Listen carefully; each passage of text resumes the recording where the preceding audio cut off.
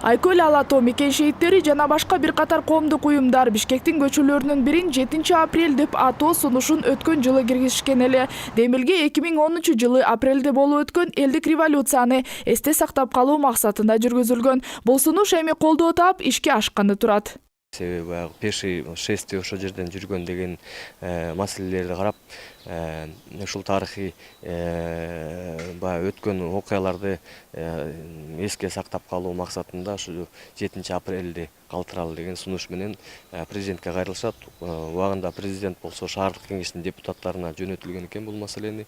Анан карап көрүшүп бүгүнкү күндө ошол колдоо табылды да шаардык кеңештерден. Ал эми Айкөл Алато коомунун координатору Каримжан Стамов Шабдан Баатыр көчөсүн эми 7 апрель деп өзгөртүүнү туура чечим деп эсептейт. Анткени авторитардык үй бүлөлүк башкарууга каршы чыккан карапайым элдин эркин таңазалаган күн дайыма элдин оозунда болушу керек дейт.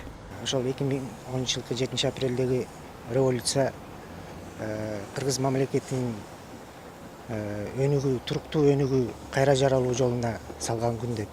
Бул чоң тарыхый окуя. Бул тарыхый окуяны атын 7 апрель деп көчөнүн атын берген бул эң туура деп ойлойбуз. Ал арада Борбордун көчөлөрүнүн атын алмаштыруу боюнча Демилге коомдук талкууга чыкпаганы белгилүү. Мындан улам бул чечимге шаардыктардын пикири кандай суроо салып көрдүк. Канча балдар курмандыкка кетти. Ошолорду эскерип туруш үчүн дайыма маршруткага түшөбүзбү, ошол көчөдөн өтөбүзбү, көз алдыбызда арбак ыраазы болот да. Өзгөртөм туура эмес. Бул энди нукурадан бери келаткан неме. 7 апрель дегенде мындай негативдүү мындай оюмдар чыгат да сразу. Менин пикирим боюнча ошол эле бойдон калганы жакшыраак болот. 7 апрелдин эч бир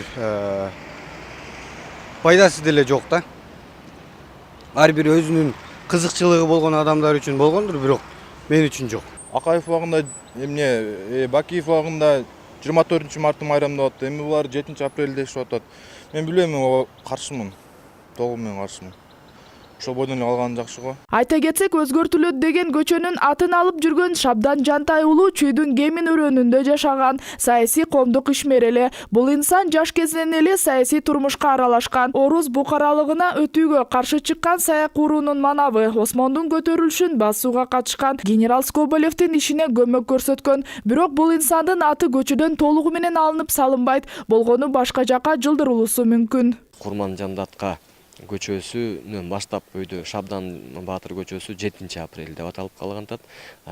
Проспект Чүй болсо Курманжандаткадан Ауэзованы көздөй аркы чыгыш тарапты көздөй кеткенде ошол жер Шабдан Баатыр деген көчө атка аталышы мүмкүн да. Борбордун эки ириделген көчөлөрүнүн аттарын алмаштыруу качан башталып, качан бүтөөрү боюнча так дата айтыла элек. Ошондой эле көчө аттарын өзгөртүүгө канча акча каралып, ал кайсы тараптан бөлүнөрү боюнча да маалыматтар жок. Серепчилер болсо бул кошумча эле чыгаша болоорун эскертишет. Наргиза Бекжанова, Нурбек Дарманов, 7 канал, Бишкек өкүлчүлүгү.